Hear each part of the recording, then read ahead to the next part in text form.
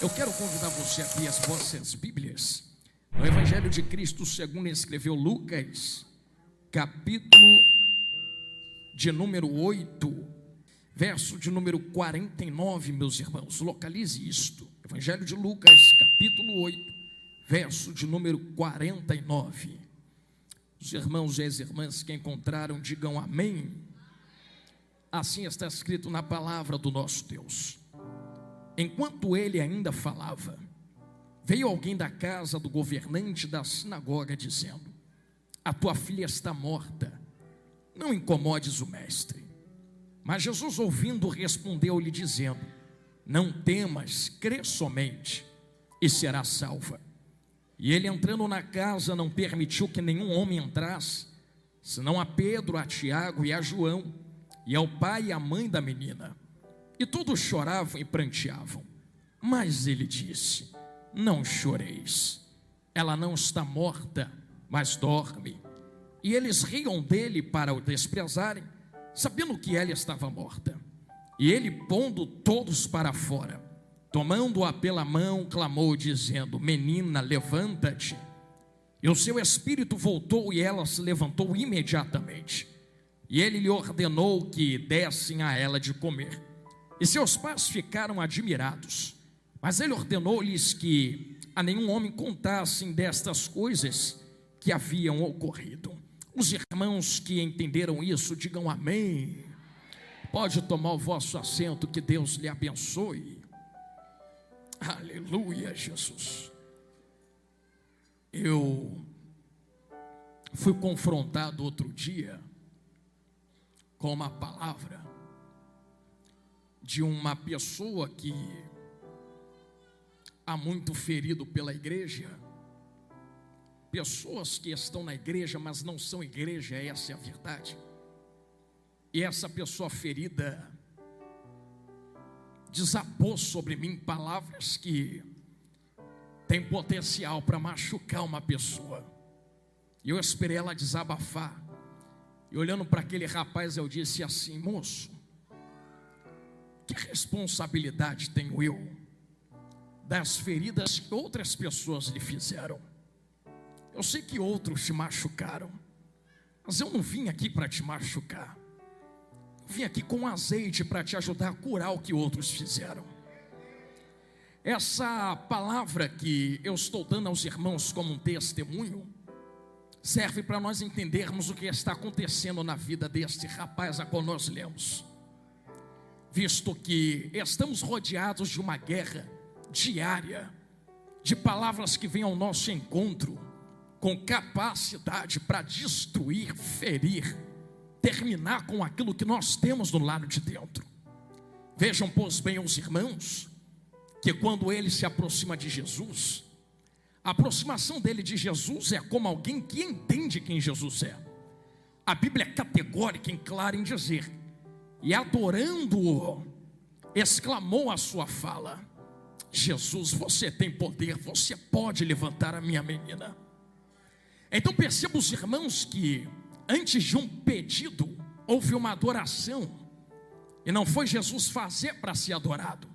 Ele adorou para depois Jesus fazer alguma coisa.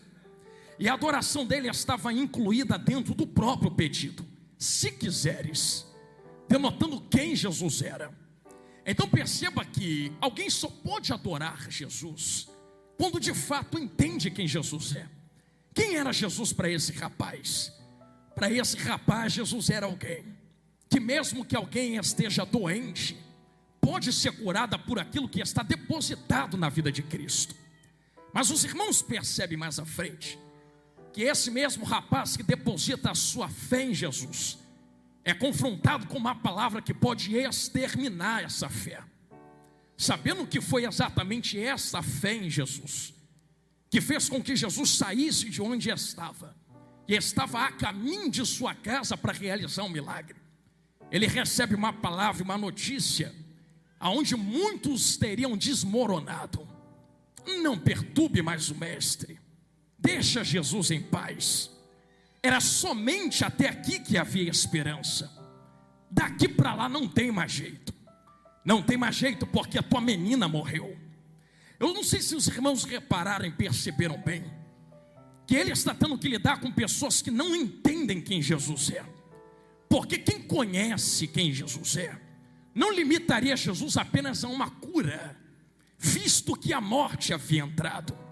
Se de fato conhecessem quem Jesus é, saberiam que Jesus abre olho de cego, saberia que Jesus levanta coxo, saberia que Jesus cura câncer, tumor, saberiam que Jesus abre porta, saberiam que Jesus multiplica e também transforma água em vinho, mas também conheceriam que Jesus é muito maior do que a morte que está entrando agora. Para os irmãos terem ideia de quem Jesus é concernente diante da morte, vocês a leram, eu sei que vocês são de Bíblia, quando ele estava na cruz do Calvário, é Jesus quem rende o seu espírito a Deus. Percebam que não é a morte que toca Jesus, é Jesus quem se rende, porque a morte não poderia tocá-lo. Era como se Jesus varou estivesse olhando para Jesus, para a morte, dizendo: você sabe quem eu sou e você não é maior do que eu. Então tu vai ficar no cantinho da cruz até eu deixar você me levar contigo. A morte não levou Jesus, foi Jesus quem se entregou como uma ovelha muda. Então quem entende quem Jesus é, sabe que a morte não é maior do que ele. Então estamos diante de um povo, de pessoas que não sabem, não conhecem quem Jesus é. Para eles só há esperança até certo ponto. E percebam se não é assim nas nossas vidas. Diariamente temos que lidar com pessoas que só acreditam que algo pode acontecer até certo ponto ou determinado fato. Se dali para lá passar, dizem: não há mais esperança, acabou. Para que é que você ainda incomoda o mestre? Para que é que você ainda vai para a igreja para as campanhas de terça-feira? Para que é que você ainda grita Jesus dentro da igreja? Não percebeu que daqui para lá é impossível? Mas em contrapartida, Jesus entra na frente, e como um bom advogado que ele é, Jesus entende que a fé depositada nele está sendo atacada. Jesus observou no início alguém que conhecia quem ele era, alguém que adorou a ele, alguém que colocou nas mãos de Jesus uma responsabilidade, dizendo: Jesus, tu cura, mas em outras palavras, se tu não quiser curar e deixar morrer, tu ainda tem poder para levantar o que está morto. E eu vou repetir isso aqui uma segunda vez, porque se tu receber esta palavra, será um gatilho que resolverá muitas coisas nas nossas vidas. Jesus, eu entendo quem tu é, ao ponto de perceber que tu tem poder para curar, mas se tu não curar e deixar tudo morrer, se tu não abrir e deixar a porta trancar, se tu não levantar e permitir que esteja caído, na tua palavra ainda há poder para levantar o que está no chão. Na tua palavra ainda há poder para abrir o que fechou. Na tua palavra ainda há poder para ressuscitar o que está morto, porque eu conheço quem você é. Então estamos diante de dois tipos de pessoas: pessoas que limitam quem Deus é, pessoas que dizem Jesus só pode até aqui, e outro tipo de pessoa que dizem Jesus é infinitamente maior do que tudo aquilo que está acontecendo. E Jesus, no meio da guerra, meu amigo apóstolo Cássio, percebendo o ataque que acontece contra a fé daqueles que depositam as suas esperanças nele, Jesus não vai tratar com quem não acredita. E oxalá que todos guardassem isso que eu vou falar agora, porque Jesus poderia olhar para quem está afrontando, dizendo: fecha a tua boca, para de afrontar, para de lançar palavra contrária. Não, Jesus não manda eles fechar a boca. Jesus olha para quem está sendo afrontado e diz: o mistério é com vocês, a afronta chega, mas continuem acreditando. Ou se a minha voz estivesse boa, oh aleluia. Eu percebo que Jesus, meus irmãos e minhas irmãs, não tratou com quem não acreditava, Jesus tratou com quem acredita. Jesus olhou para quem depositou a fé. Vocês percebam dentro do texto que em nenhum momento Jesus mandou quem afrontava fechar a boca. Jesus não mandou quem lançava palavras contrárias parar com as palavras contrárias. e com carinho, ouçam o que eu vou falar agora. Sei que vai doer, mas vai curar. Não são todos os momentos que Jesus vai fechar a boca de quem afronta, que vai travar a fofoca do fofoqueiro, que vai travar a inveja do invejoso. Tem vezes que Jesus vai permitir a palavra contrária. Por que, pregador, que Jesus vai permitir estas coisas? Era aqui que eu queria chegar. Existe algo muito grande que Jesus está para fazer no texto. O que é milagre maior? Me respondam vocês. Milagre maior é curar o que está doente ou levantar o que está morto. É muito grande o que Jesus vai fazer. E me entendam, não me tenham por palavra pesada. É muito grande para entregar na mão de qualquer um. Vou falar a segunda vez. É muito grande para entregar na mão de qualquer um. Vou falar a terceira e sigo dentro do texto. É muito grande para entregar na mão de qualquer um. E se quem pede, receberá. Antes de receber, Jesus começa a preparar. Era aqui que eu queria chegar. Quem vai receber aquilo que ele está para fazer?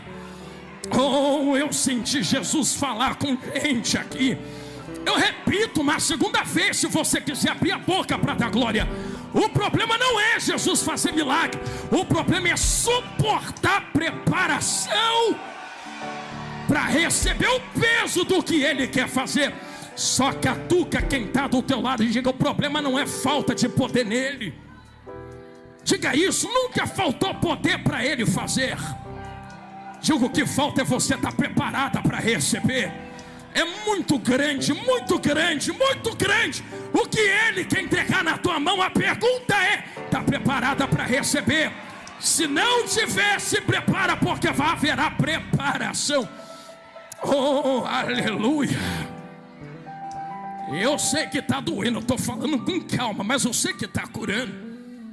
Porque nem sempre a preparação de Cristo vai vir com passamão na cabeça. Nem sempre a preparação de Cristo vai vir com um carregar no colo por causa das suas feridas. Haverá momentos que Jesus olhará para você e, sabendo que você está recebendo como ele recebeu palavras contrárias, Jesus o está preparando. Vamos ver quem entende isso. Para receber a ressurreição de sua filha através da boca de quem lança a palavra contrária. Vou falar a segunda vez e sigo. Você não entendeu que até quem lança a palavra contrária é permissão dele? A pergunta é: por que tu deixa? Porque se você quisesse, você trancava a boca de quem me afronta. Ele diz: não, vou deixar afrontar. Porque tu não percebeu que eu estou usando a boca deles para te preparar o que eu vou te dar? Eu abro um parênteses para engrossar o caldo do que eu estou falando. Quem é que nunca leu acerca do trigo e do joio? Sabendo que o trigo está na plantação e o joio é lançado pelo inimigo, está na Bíblia. E o joio que cresce, em aparência, é muito parecido com o trigo. Certa vez eu fui falar com meu pai, que é biólogo, e ele disse assim: Jonathan, num olho pelo lado de cima da terra, você não consegue reparar a diferença de joio e trigo. Parecem a mesma coisa, somente pelos frutos ou pelas raízes. O fruto do trigo você espreme na mão e ele fica. O fruto do joio você espreme, o vento leva. Mas a outra maneira de entender quem é joio e quem é trigo, ele disse assim: biólogo, pega o joio e o trigo e arranca da terra, e tu vai ver o nível das raízes. A raiz do joio não cresce para baixo, cresce para os lados. E quem é que está plantado do lado do joio? O trigo. Então a raiz do joio começa a se entrelaçar na raiz do trigo, arrancando o nutriente que é do trigo. O trigo começou a entender que superficialmente, entenderam na esquerda, vou falar para a direita agora. Na superfície do terreno já está tomado de raiz de joio. Se o trigo for superficial, não suporta estar na plantação. Só há um jeito de continuar vivo: é enfiar a raiz e descer para baixo da terra. Porque enquanto o trigo desce para baixo da terra, é na profundeza que ele alcança nutriente para ficar vivo. Aí começamos a entender O porquê é que alguém lança a palavra para Jesus? Jesus não percebeu que no meio desta parábola havia este joio? E olha o que Jesus fala: os trabalhadores daquela plantação olham para o dono e dizem: deixa eu arrancar o joio. E olha a resposta do dono, já entenderam na esquerda de novo? Deixa aí. Deixa, por que você está atrapalhando o trigo? Atrapalhando?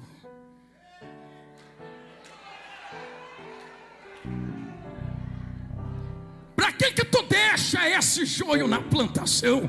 Você não percebeu que está roubando o que é meu?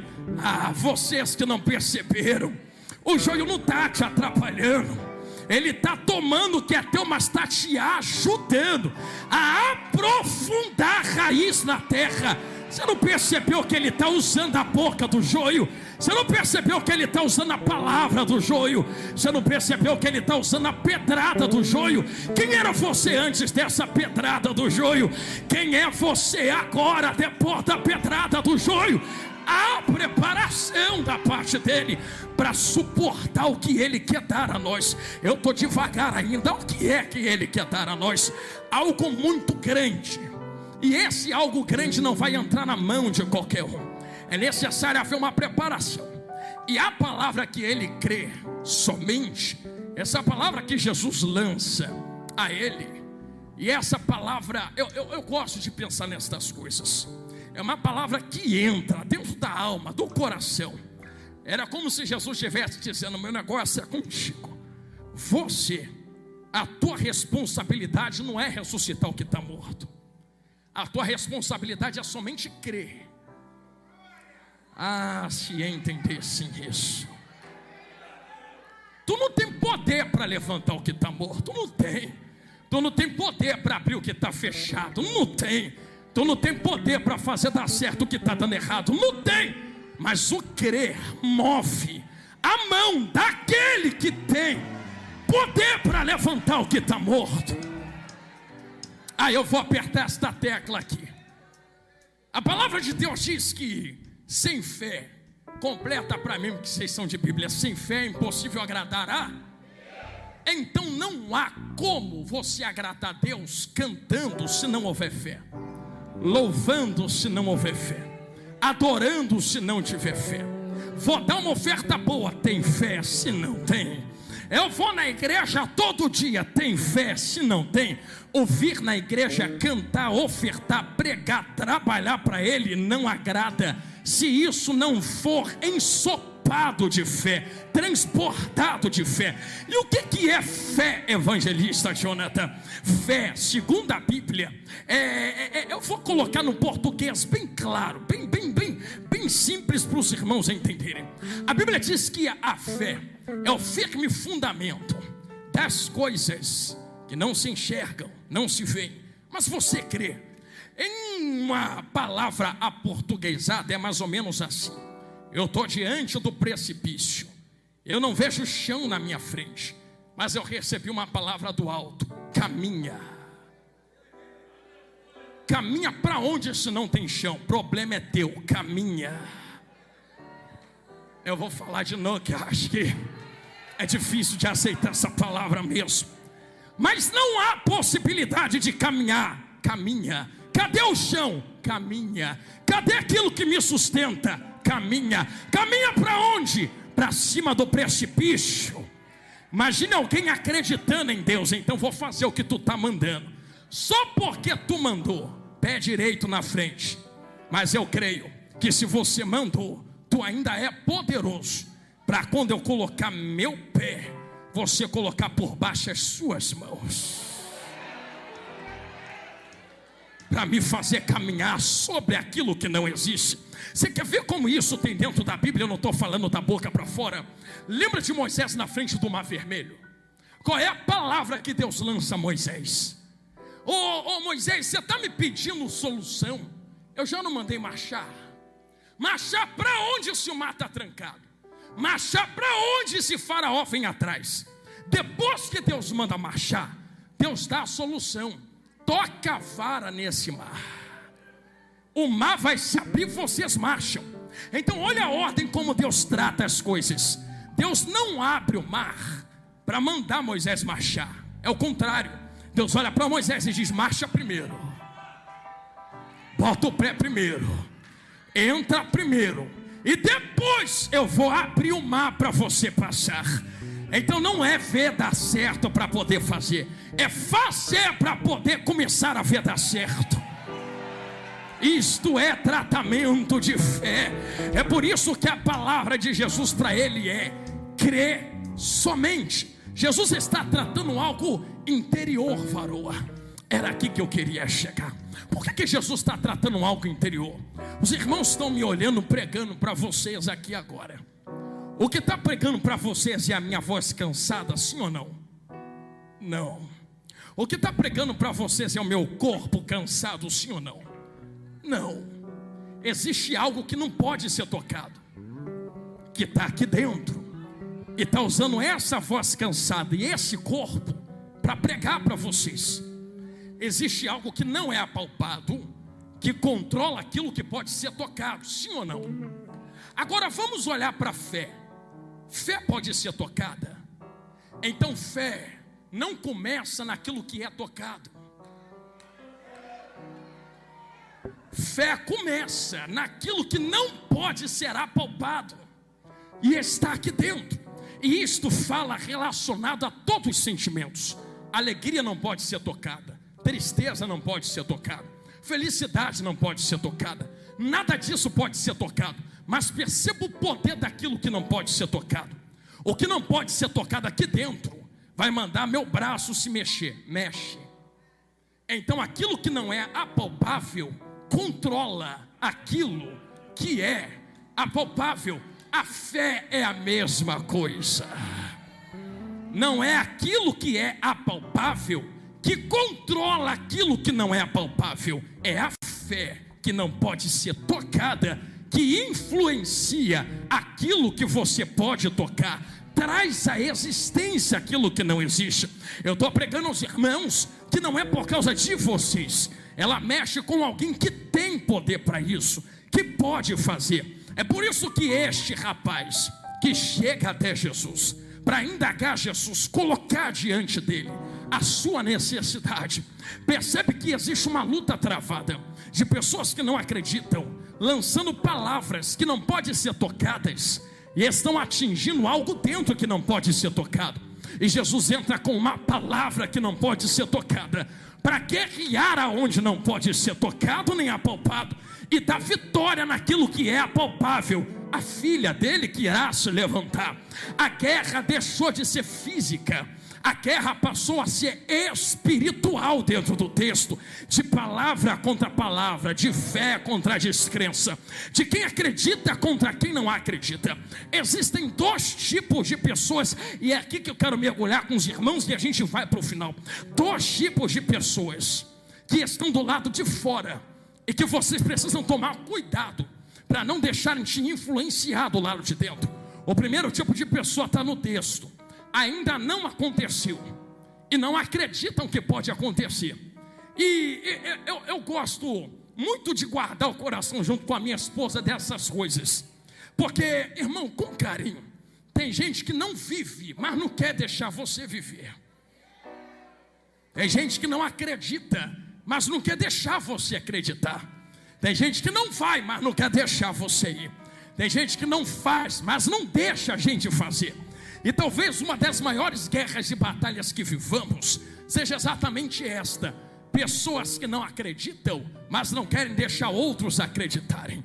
Certa feita eu fui falar com um rapaz na internet, e ele veio com uma lista de exigências acerca da fé. E ele disse assim: é por causa disso, é por causa daquilo, é por causa daquilo outro.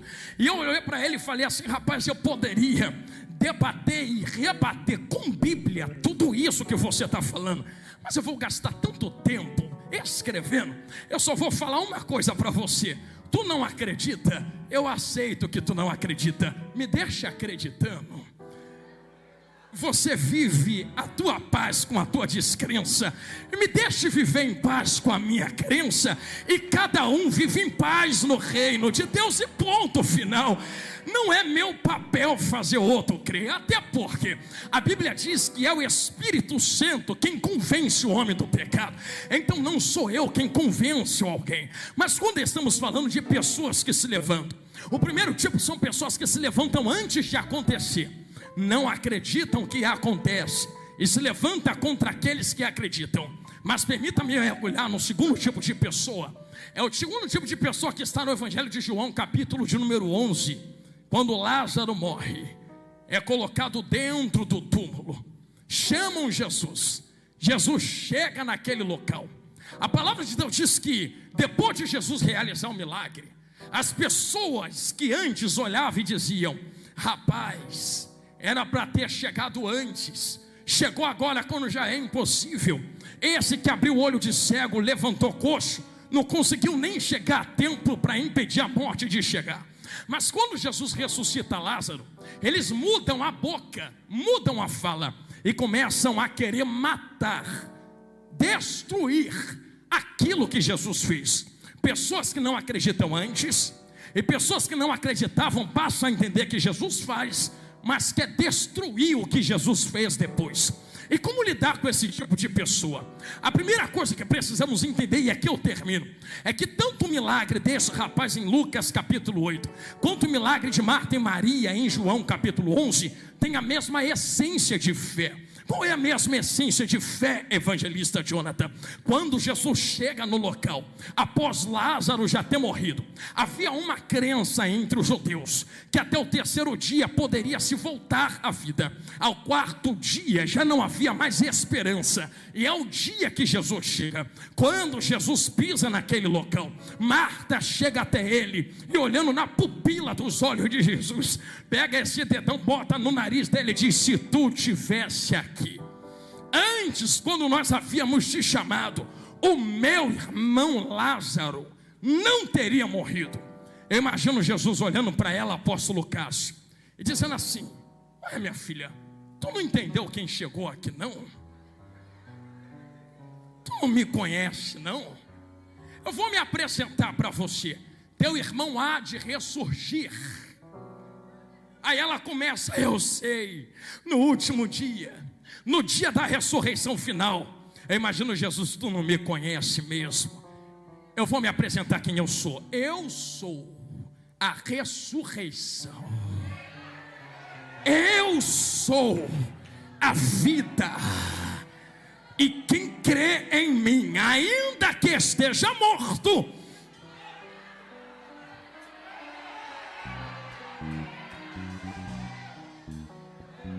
sabe o que Marta faz com essa informação, varoa?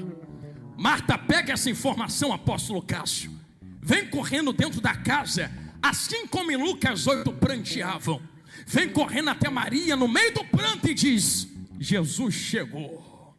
Maria se levanta correndo, e vamos ver quem vai entender e aceitar essa palavra. Sei que é difícil.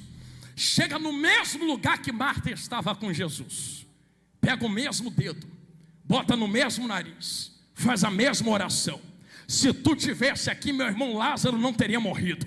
Jesus olha na cara dela, olha para os outros em volta, se compadece e diz: aonde está o morto? Eu vou levantar ele para você. Ué. Por que uma faz a mesma oração e Jesus fala assim: tem que ter mais fé? A outra faz a mesma oração e Jesus fala assim: me mostra onde está que eu vou levantar. O lugar é o mesmo, o local é o mesmo, o poder é o mesmo, Jesus é o mesmo, a oração é a mesma. Por que uma recebe e a outra não? Por que Jesus atende um e o outro não? É porque não gosta. É muito mais profundo do que isso. Não tem nada a ver com Jesus ir com a cara do um e não ir com a cara do outro. Sabe com que tem a ver? Evangelho de Lucas capítulo 10. Jesus está sentado pregando, e tem alguém no pé dele, falando assim: prega que eu quero mais, fala que eu quero mais. E Jesus vai doer, mas vai curar. Quem é que está no pé de Jesus? Maria. Aí Marta, que está preocupada com os afazeres de casa, olha para Jesus e vai mandar ela levantar do teu pé e vir me ajudar, não? Jesus olha para ela e deixa. Que palavra contrária é essa? Eu vou repetir uma segunda vez para os irmãos entenderem que é paralela ao que eu estou pregando em Lucas 8. O que tu está lançando palavra contra ela? Tu lançou contra ela, mas eu vou entrar na frente. Você está preocupada com os demais afazeres, o que ela está recebendo agora. Eu quero ver quem é que vai arrancar da vida dela. Sabe por que é que Jesus falou isso, vaso? Jesus está falando isso por causa de tipo de pessoa que Marta estava sendo naquele momento. Maria quer ouvir Jesus, Maria quer receber de Jesus. Eu pergunto, vocês me respondem: é pecado ficar atarefado com os afazeres de casa, sim ou não? Não, senão estava em pecado aqui. Agora eu lavei louça, varri casa, a gente faz comida em casa, estava todo mundo em pecado. O pecado não é varrer casa, pecado não é fazer comida. Já entendeu na esquerda? Vou ver se vai entender na direita também. Pecado não é passar pano imóvel, pecado não é ter afazeres. É que isso está falando de rotina. Está sujo hoje, amanhã não tem que limpar de novo. Trabalha hoje, amanhã não tem que trabalhar de novo. Paga a conta hoje, amanhã não tem que pagar de novo. Cuida da criança hoje, amanhã não tem que cuidar de novo. E o problema não é sentar no pé de Jesus. O problema é que na hora de sentar, toma o tempo que é de Jesus com os demais afazeres da rotina. Eu sei que está doendo, mas eu sei que está curando. O problema não é Jesus falar. O problema é comer o tempo que é dele com as coisas que são minhas.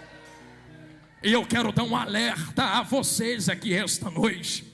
Receber milagre de Jesus é tão gostoso, mas não caia na síndrome de trocar o tempo que é de Jesus para viver o milagre que ele te der. Pregador, tem isso dentro da Bíblia? Eu não vou nem entrar em Isaac, em Abraão, em Deus pedindo Isaac no altar, que senão a gente fica aqui até amanhã e daqui a 10 minutos eu termino. Permita-me bater na mesma tecla de Marta e Maria. Marta está preocupada com os demais afazeres. Jesus não interrompe ela. Jesus não olha para ela e diz: ô menina, larga a vassoura e senta aqui comigo. Ô menina, para de fazer o que está fazendo e vem ficar comigo. Ô menina, para de ir aonde você está indo e vem ficar comigo. Jesus não impede, mas Jesus também não deixa quem não quer travar quem está querendo. Jesus fala: se tu não quer, deixa quem quer. Se tu não vais, deixa quem faz. Se tu não vai, deixa quem vai. E o problema não é esse. Sabe qual é o problema maior? É que o Lázaro, eu sei que vai doer, mas vai curar, de Maria é o mesmo Lázaro de Marta. Eu vou falar de novo. O mesmo Lázaro de Maria é o mesmo Lázaro de Marta. Então a oração de uma vai ser pela mesma coisa da outra. O problema é que em Lucas 10, Lázaro não morreu ainda. Se não morreu, para que pedir? Para que sentar? Para que orar? Se eu não preciso, para que ir? Para que firmar? Para que se relacionar? Eu não estou precisando de nada. Para que é que eu vou sentar no pé de Jesus se eu não estou precisando de nada dele agora? Ei, Jeová grandão da Galileia. Ai, meu Deus do céu, eu estou sentindo Deus aqui. Não caia na síndrome de Marta, de só se achegar até Jesus na hora que precisa que Lázaro seja ressuscitado. Seja Maria: não preciso que Lázaro seja ressuscitado. Por quê? Porque ele ainda está vivo. Então está aqui por quê? Não porque tu faz, estou aqui porque tu é. Ei, Jesus amado, se eu tivesse voz. Segura na mão de quem está do teu lado. Eu não te pedi isto até agora. Isto. Conheceremos a diferença entre quem está com Jesus pelo que ele faz e entre quem está com Jesus pelo que ele é. Porque ele pode fazer para qualquer um. Mas permita-me ser direto e clara aqui esta noite. Fazer Jesus faz. O problema sou eu diante dele. Quando eu receber, estou aqui porque preciso, ou estou aqui porque sei quem ele é. Então, quando a oração foi entregue a ele, está de mão entregue e segura com quem está do seu lado. Quando a oração for apresentada, que Jesus encontre em nosso meio, não Martas, mas Marias, que sentem aos pés dele, não quando precisa, mas entende porque ele é. De mão segura com ele, eu quero profetizar algo sobre as vossas vidas agora. Isto não largue neste momento. Eu profetizo sobre vós, e lá vai, já estou fechando a minha Bíblia, que aonde houver algo morto, seja filha de Jairo, seja Lázaro no túmulo, Jesus chegou hoje no ambiente e te convida a sentar no pé dele. Ele quer mais do que um pedido de milagre, ele quer relacionamento.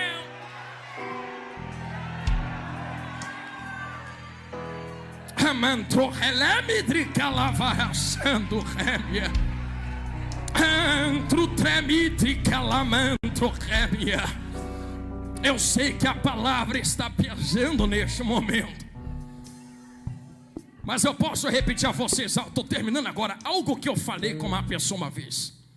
Eu disse assim: Deus é muito bom, faz muito milagre na nossa vida, faz mesmo, e esses milagres nos ajudam a caminhar. Mas olha para dentro da Bíblia, que todo milagre que Jesus faz está sempre relacionado a um tratamento com quem está pedindo. Lembra de quando ele transforma a água em vinho? O tratamento foi com a mãe. Lembra de quando ele acalma a tempestade? Tratamento com os discípulos. Quando ele levanta a filha de Jairo? Tratamento com Jairo. Quando ele abre o olho de cego? Tratamento do cego não só nos olhos. Quando ele levanta o coxo no tanque de Betesda? Tratamento com ele diante da palavra. Estou aqui há tanto tempo, nunca puxei ninguém para trás para entrar na frente. Há sempre um tratamento dentro do milagre que Jesus entrega, porque receber milagre é muito fácil. O difícil é entender e estar preparado. Lembra da viúva de Naim? Eu poderia entrar também. Antes de Jesus levantar o que está morto, ele trata com quem está vivo. Chora não. Chorar como se tu não levantou o que está morto? É porque antes de levantar o que está morto, eu faço parar de chorar o que está vivo. É tratamento com a gente primeiro, para depois o milagre chegar. É por isso que, olhando a Lázaro e a filha de Jairo, entendemos que é praticamente a mesma essência de milagre. Quer ver só? Era aqui que eu queria chegar, termina aqui. Lázaro está dentro do túmulo. Quando a pedra é retirada, Jesus olha para dentro do túmulo e diz: sai para fora. Jesus não clama para que haja ressurreição. Jesus só olha para dentro e já vem. Se Jesus já chama, é porque já está vivo.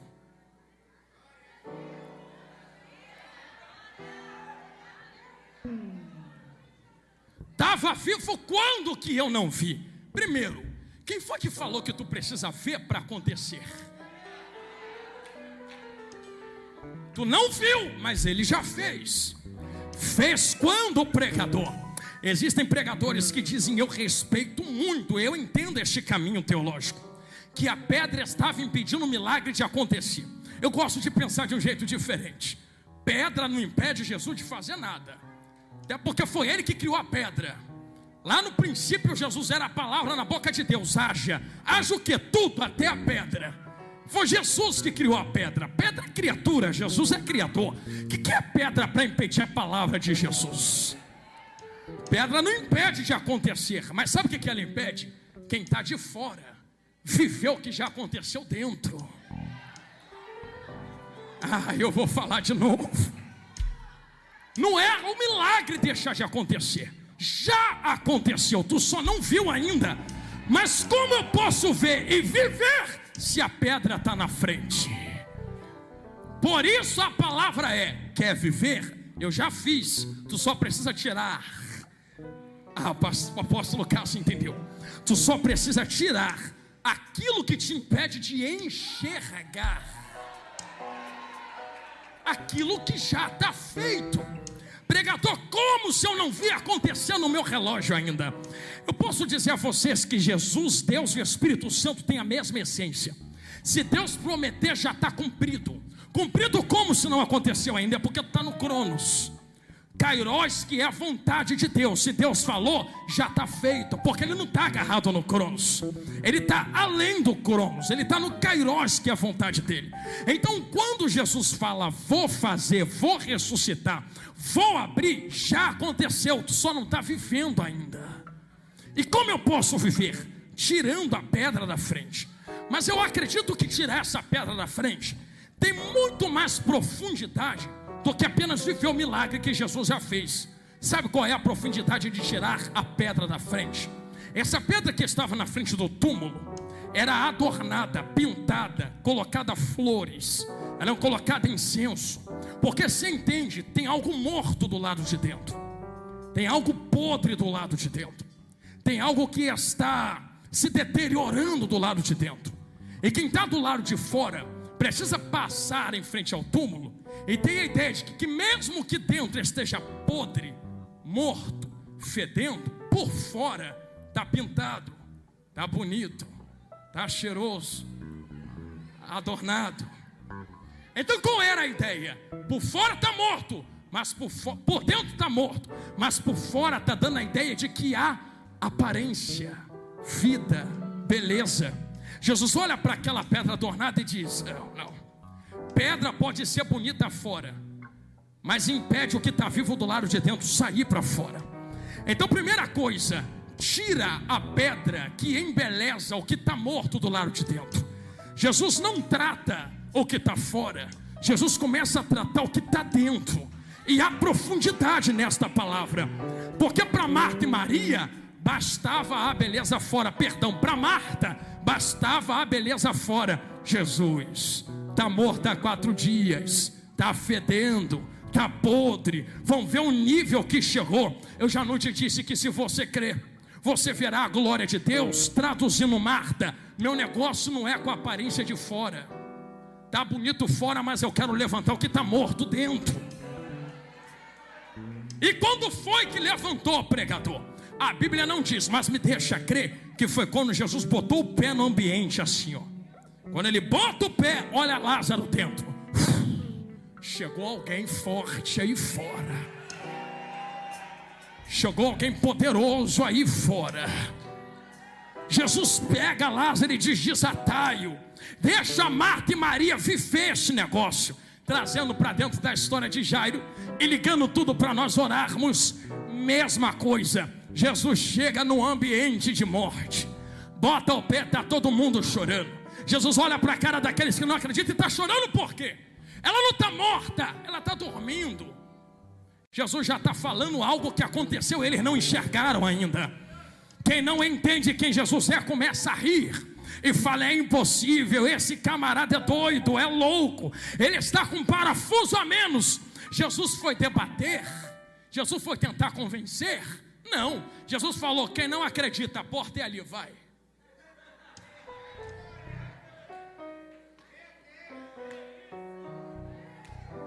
Tá comigo? Tô, vem para o meu lado. Tá comigo? Não acredito não, a porta é ali. Porque eu preciso de gente que acredita para esse negócio acontecer aqui agora.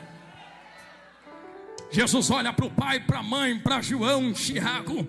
Jesus olha para Pedro e fala assim: vocês vem comigo. Existe mistério dentro disso, de Pedro, Tiago e João. Jesus tem uma multidão, escolhe 12. Dos 12 escolhe 3. Dos 3 mais à frente escolhe 1, que deitava a cabeça no seu peito. Tem apóstolos, e apóstolos que andam com Jesus que eu estou falando. Não estou falando apóstolo Cássio não. Tu é crente, meu amigo. Eu estou dizendo de pessoas que andam com Jesus. E tem uma multidão que segue Jesus por causa do que ele faz. Aí dessa multidão ele separa 12 que estão com ele pelo que ele é. Só que desses 12 ele separa 3. Desses 3 ele fala: vocês andam comigo nos milagres, mas de vocês tem um que pode deitar a cabeça no meu peito, que é João. Então reparou que até Jesus não faz separação, mas faz filtro em quem anda com ele. Esse negócio de andar com muita gente, com todo mundo e falar para tudo não presta. Porque no evangelho até Jesus filtra quem anda. Tem gente que acredita, Quem não acredita, Jesus fala, não precisa andar comigo não. Quem acredita, até certo ponto, Jesus fala, até aqui. Eu sei que se for daqui para lá, vocês não tem muita fé para entender o que eu vou fazer. Então vem os 3 que podem suportar o que eu vou fazer agora. Entra mais 3 e lá na frente, mais um que acredita em tudo que Jesus está fazendo.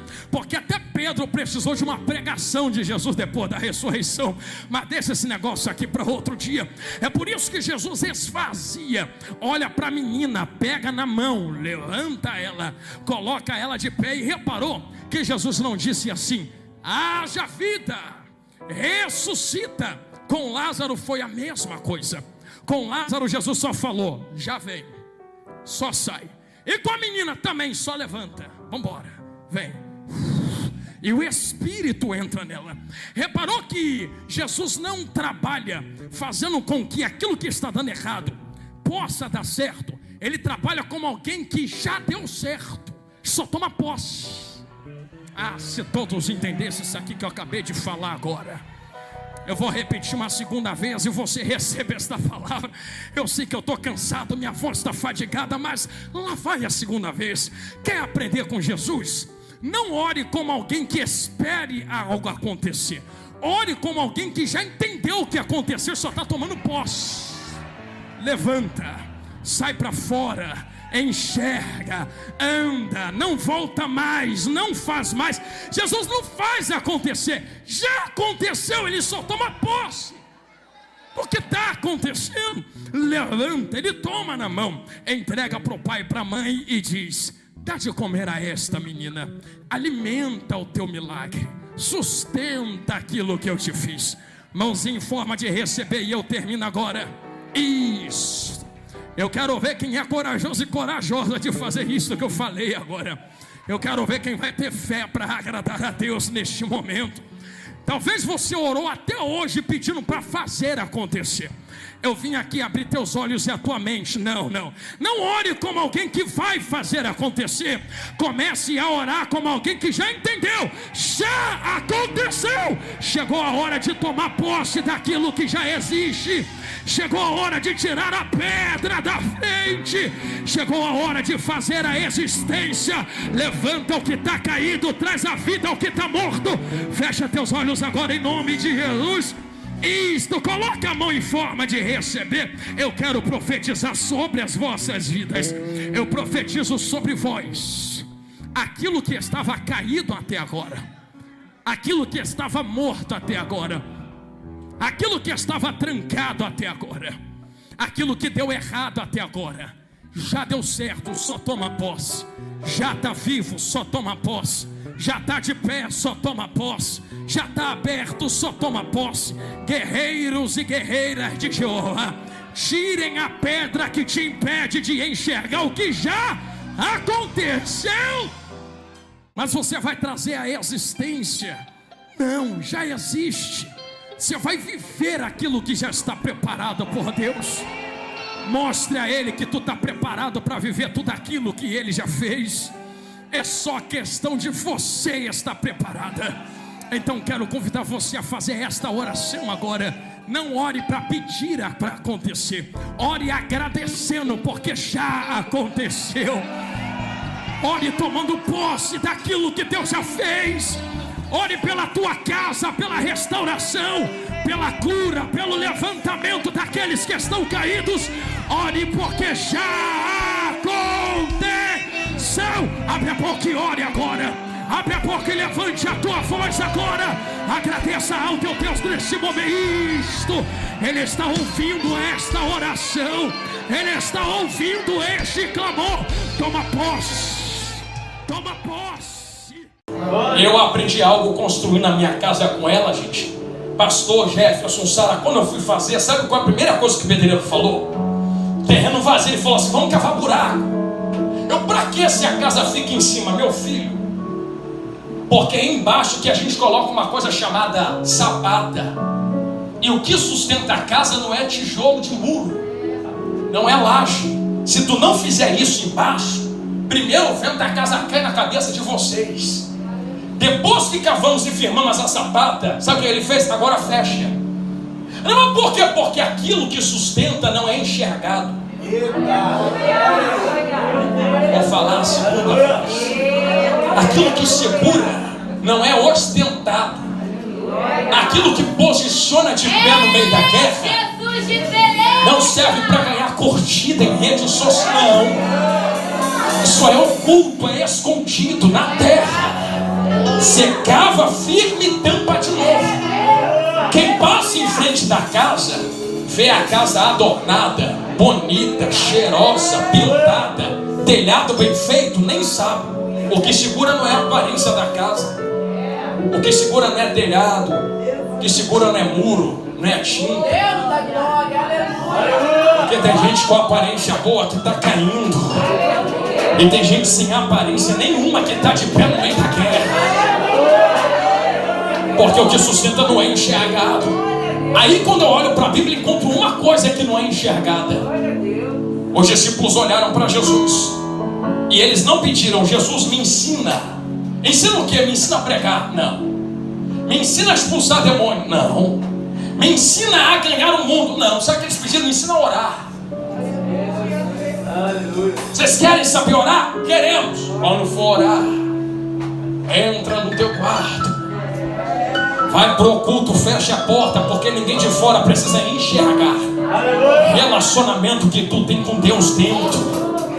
Estamos vivendo a era das redes sociais, e o que mais tem a gente que tem prazer em expor a intimidade e relacionamento que tem com Deus. Olha como eu oro, olha como eu jejuo. Hoje eu li 20 livros, 30 Bíblias. Só que sapata não precisa ser exposta, é escondido. Você prova que tem sapata não é mostrando ela, é ficando de pé no meio da guerra. Oh, Jesus amado, tanto tempo na guerra ainda está de pé, está provando que tem estrutura. O que te segura não é exibicionismo em redes sociais. Já vi tanta gente mostrar e ser atacada nas suas sapatas, nas suas estruturas, por mostrar aquilo que não deveria estar mostrando. Eu poderia falar de Joquebede e Moisés. Eu poderia falar de 2 Reis 4, fecha a porta, para depois o azeite se multiplicar. Mas permita-me encerrar este sermão através da oração.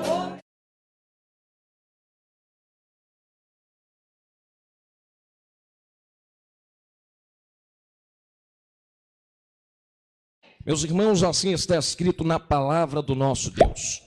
E 4 homens leprosos estavam à entrada da porta, os quais disseram uns aos outros: para que estaremos nós aqui até morrermos? Se dissermos, entremos na cidade, há fome na cidade, e morreremos aí. E se ficarmos aqui parados, também morreremos. Vamos nós, pois agora idemos conosco no arraial dos Círios.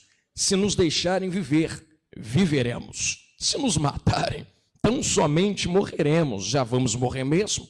E levantaram-se ao crepúsculo para irem ao arraial dos Círios. E chegando à entrada do arraial dos Círios, eis que não havia ninguém, porque o Senhor fizera ouvir no arraial dos Círios ruído de carros e ruídos de cavalos, como o ruído de um grande exército. Somente até aqui você diga amém. Pode tomar o vosso assento, que Deus lhe abençoe. Glória a Deus. Meus amados irmãos, minhas amadas irmãs, nós que estamos servindo e adorando ao nosso Deus aqui esta manhã, sabemos melhor do que ninguém que o nosso Deus é um Deus de vida, é um Deus vivo. E como um Deus que é a própria vida, não só possui, mas é um Deus que se movimenta. E é engraçado que o movimento ou mover é inerente ao que Deus é. Você quer ver só? Quando você lê o livro do profeta Ezequiel, capítulo de número 1, você consegue enxergar dentro desse capítulo que o próprio trono de Deus se move para cima, se move para baixo. Você consegue observar também em Apocalipse, 24 tronos em volta do trono de Deus. E há um mover de adoração nesses 24 tronos. Em Isaías 6 você também percebe serafins voando em torno de Deus. Você também localiza no próprio livro de Apocalipse que existia um varão entre os 7 castiçais de ouro, que não estava parado. Se estivesse entre 2, estaria parado. Se está entre os 7, precisa se mover para estar entre os 7. Então observe que o próprio Espírito, no começo da Bíblia, se movia sobre as águas. Isso dá a ideia de que Deus ama o mover. Mas de que mover estamos falando? Não é somente o mover físico. Se fosse assim, seria tão simples. Era só entrar na igreja, correr, pular, e eu amo isso, nascido e criado no fogo. Mas o mover a qual a Bíblia se refere está muito além do que um mover físico, na alegria de um culto que oferecemos a Deus. Que mover é esse a qual a Bíblia se refere, evangelista Jonathan Carlos? O mover a qual a Bíblia se refere é o mesmo mover que enxergamos em 2 Reis, capítulo de número 7. Haja vista que a consciência desses leprosos o faz entender que, segundo a lei mosaica, eles não podem estar inseridos dentro da sociedade por causa da lepra que possuem. Então precisam estar separados da vida social. Isto acaba acarretando uma série de problemas na vida desses rapazes. Talvez eles não pudessem mais trabalhar, mais possuir dinheiro, mais possuir bens. Talvez não pudessem mais possuir amigos, nem estar inseridos dentro da sociedade daquela época. Porém, o capítulo 7 nos apresenta algo muito lindo, de alguém que, embora tenha percepção de que tudo está dando errado do lado de fora, exatamente por estar ausente da vida social, e embora eles estejam morrendo de fome à beira da sociedade, entendem que se ficar ali parados, acabou, eles morrem. E se for o arraial dos Círios, morreriam nas mãos dos seus inimigos. Então eles possuem uma escolha. A escolha é a seguinte: se eu me mover, e isso é inerente a Deus, morrerei nas mãos dos meus inimigos. Se eu ficar parado, eu morro pelas minhas próprias mãos através da fome. O que é que eu faço? Morro pelas mãos dos meus inimigos, ou fico e morro pela minha própria mão? Porém, muito além do que um movimento exterior, precisamos entender que esse mover a qual eu estou exibindo aos irmãos aqui essa manhã, nos faz entender algo profético dentro da Bíblia. As irmãs que estão aqui à minha retaguarda vão entender muito bem o que eu vou falar acerca de Salmo de número 127. Meus irmãos, dentro desse Salmo, nós vemos que tudo aquilo que é espiritual está sobre aquilo que é físico. Então o que acontece no físico é uma ação, uma consequência do que acontece no espiritual. Ali dentro desses versos você vai ler que se Deus não guardar a cidade, em vão vigia a sentinela. E se Deus não edificar a casa, em vão trabalham os que a edificam. Então vocês que estão prestando atenção na minha voz, entenda que não adianta eu fazer nada no físico se Deus não estiver trabalhando no espiritual. Então, embora eu esteja trabalhando para edificar a minha casa no físico, embora eu esteja me movendo no físico, embora eu esteja guardando a cidade no físico, se Deus no espiritual também não fizer a mesma coisa, eu vou me mover à toa no físico, eu vou reagir à toa no físico. Então não é só físico, atribuindo a tudo aquilo que é espiritual, está acima daquilo que é físico, é muito mais importante o espiritual se mover do que o físico está se movendo sem o espiritual. Trazer esse pensamento para dentro de 2 Reis, capítulo 7, e você vai entender que estes homens não estão se movendo de si mesmos. Aliás, você está me olhando pregando para você aqui agora, e você está vendo o meu corpo falar com você. Mas com carinho me responda essa manhã. Eu quero que você pense comigo agora. Se Deus me chamar para a glória nesse exato momento, a minha alma e o meu espírito sair do corpo, esse corpo vai continuar falando com vocês, sim ou não? Então o corpo não fala dele mesmo, é algo que está do lado de dentro, que está usando as cordas vocais disso que está do lado de fora. O que está pregando para você aqui não é meu corpo, é a minha alma inspirada pelo Espírito Santo, e ela está usando esse corpo para se comunicar com você. Então não dá para haver movimento no físico, corpo, se o meu espírito e a minha alma não estivessem movendo aqui dentro. Eu vou repetir isso, guarde isso que eu acabei de falar. Aquilo que é físico não se move, se aquilo que é espiritual já não estiver se movendo do lado de dentro. Meu corpo só fala porque minha alma fala, meu corpo levanta a mão porque minha alma manda ele levantar a mão. Eu estou vendo gente dando glória levantando a mão, só está levantando a mão dando glória, porque a tua alma está do lado de dentro mandando o teu corpo levantar a mão e dar glória para Deus, entende isso? Então aquilo que é físico só se move por causa daquilo que é espiritual. Com carinho, posso colocar de novo o texto. Vemos homens que possuem físicos que estão sendo movidos por algo espiritual. Embora tudo esteja dando errado no físico, falta recurso, falta alimento, você leu comigo, falta dinheiro, falta saúde, falta inclusão social, falta oportunidades, o físico está dando errado. Vamos ver o espiritual. Se ficarmos aqui, morreremos. Já que eu vou morrer de um jeito ou de outro e no físico mesmo, alguém vai entender que, já entenderam lá na galeria, já que o físico vai parar uma hora ou outra mesmo, o físico precisa entender, físico, tu tá morrendo, tu tá dando errado, mas a minha alma, alguém levantou a mão para dar glória, então vou repetir isso aqui de novo, porque tem gente que entrou aqui dentro essa manhã, pastores e pastoras, e tá dando glória só Jesus sabe como. Sabe por que tu tá aqui cantando? Tá dando errado no físico, mas a alma fica do lado de dentro. Ei, e tal. Eu tô sentindo Jesus aqui. Tá morrendo do lado de fora, mas tá viva do lado de dentro. Vou falar a segunda vez. Já estou vendo gente chorando, recebendo essa palavra. Não sou eu quem estou falando, é Bíblia. Quantas vezes você entra na igreja dizendo, eu não vou conseguir mais. Ah, meu Deus, está 10 anos dizendo que não vai conseguir, ainda está aqui dando glória.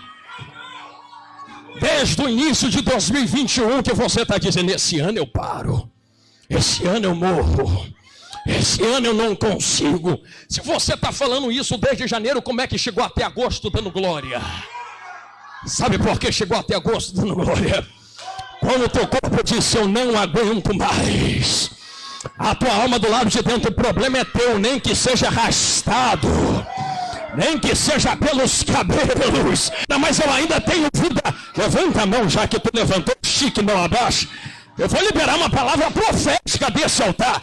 Eu não sei o que está dando errado na tua casa, na tua família, na tua vida, mas você ainda tem vida do lado de dentro. Se você está comigo, diga glória a Deus. Aquilo que é físico, meus irmãos e minhas irmãs, está subjugado àquilo que é espiritual. Por isso estes leprosos entendem. Eu posso morrer pelas minhas mãos, eu posso morrer pelas mãos dos meus inimigos, mas se Deus é um Deus de movimento, e movimento é atribuído a tudo aquilo que tem vida, vai no cemitério e tenta movimentar quem está morto, abre o caixão e tenta conversar com quem não tem mais vida. Então movimento, som, reação, barulho, são coisas inerentes a indivíduos que ainda possuem vida. Se movimento é vida, como estes leprosos que aos olhos de outros estão mortos, ainda movimentam. Eu vou perguntar de novo, repetir a pergunta. Uma carreira de irmãos entendeu na minha esquerda, vou perguntar à direita agora. Se ao olho de outros não há mais vida, já estão excluídos da sociedade, mas que ainda estão movimentando, que ainda estão movendo, que ainda estão mostrando que tem vida, se ao olho de outros não há mais vida. Então nós aprendemos uma coisa muito simples. Não, eu não sei quem vai querer pegar isso aqui da glória. Não importa o que outros dizem ou achem, não importa o que outros analisem, não importa a opinião de quem está em cima dos muros das cidades, Não importa o que falam com a língua deles, porque ninguém está dentro do teu corpo. Ai, meu Jesus amado. Então, porque pessoas sabem que a opinião de outros não altera em nada a vida ou a morte em nós. Vou falar de novo. Opinião de terceiros não muda a vida ou a morte em você. Vou falar a terceira vez, abrindo um parênteses. Fizeram fofoca com meu nome, pregador. Inventaram calúnia com meu nome. Pergunta de volta, foi eles que morreram na cruz por vocês? São eles os donos da vida? Se não são eles donos da vida, por que tu quer parar por causa de quem fala coisas contra vocês? Por que tu quer parar por causa de quem opina contra o teu chamado, o teu ministério, o teu caminhar?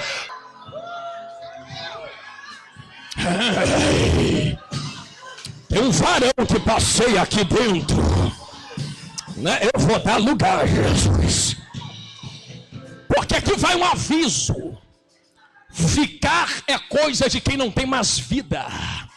E ficar, que eu digo, é ficar parado, é se comportar como quem morreu.